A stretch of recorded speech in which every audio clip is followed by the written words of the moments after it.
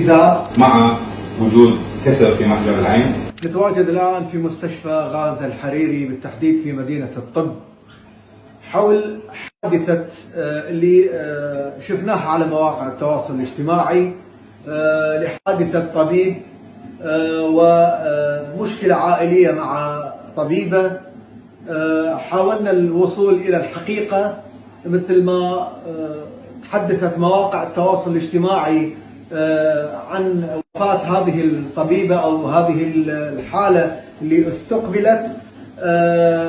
هذه الأخبار عارية عن الصحة. المريضة أو الحالة لا تزال على قيد الحياة مثل ما شفنا بمواقع التواصل الاجتماعي. يطلق على اسمها فيروزة. الدكتور زياد الدكتور المختص والفريق المختص ضمن الفريق المختص في مستشفى غازي الحريري. مرحبا دكتور.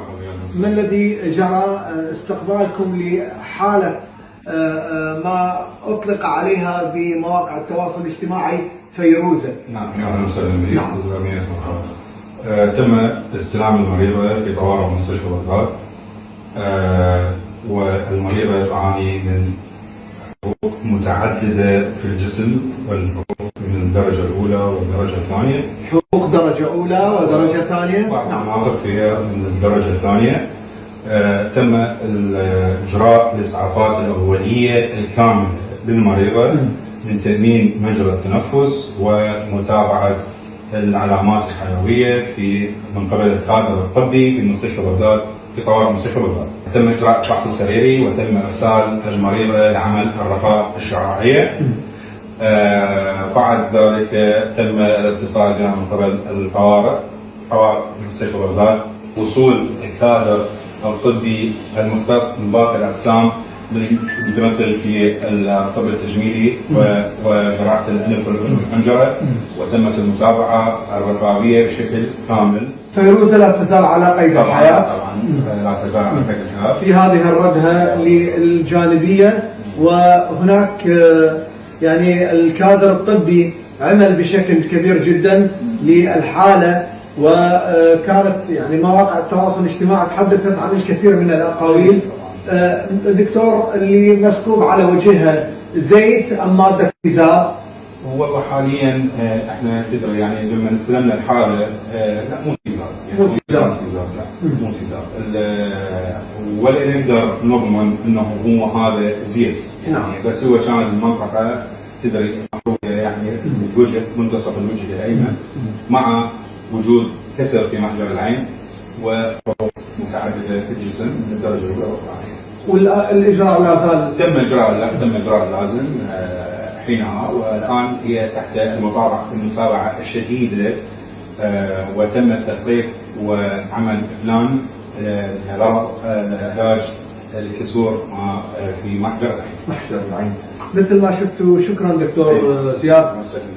مثل ما شفتوا أحبة المشاهدين، وزارة الصحة ومدينة الطب المتمثلة بالدكتور حسن التميمي هناك رعاية خاصة لهذه الحالة، كون أن الأحداث التي جرت هي لم تكن أحداث عادية.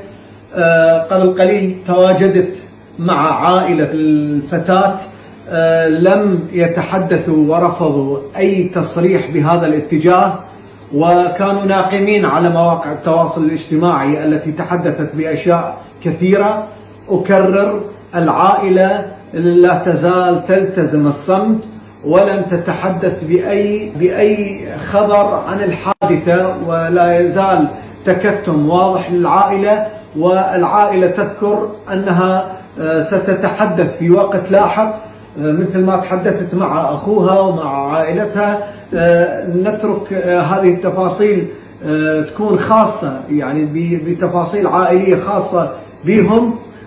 يعني أيضا يطلبون من مواقع التواصل الاجتماعي التوخي والحذر والدقة بنقل الأخبار.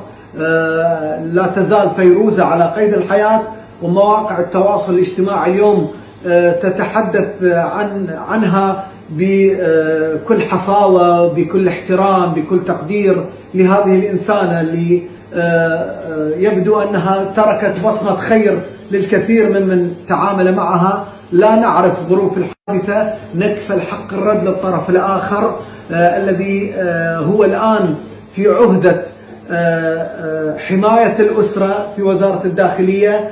قبل قليل أيضا تواجد السيد اللواء مازن مدير حماية الأسرة في وزارة الداخلية، وأيضا تواصلنا مع السيد هادر زيد وكيل وزير الداخلية الذي سيتحدث في وقت لاحق عن هذه التفاصيل.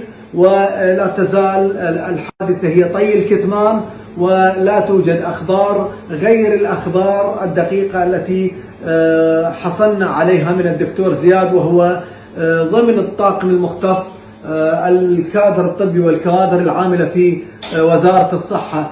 مدينة الطب تجري يعني ما عليها، قدمت ما عليها بشكل كبير جدا، ونتحمد لها السلامة.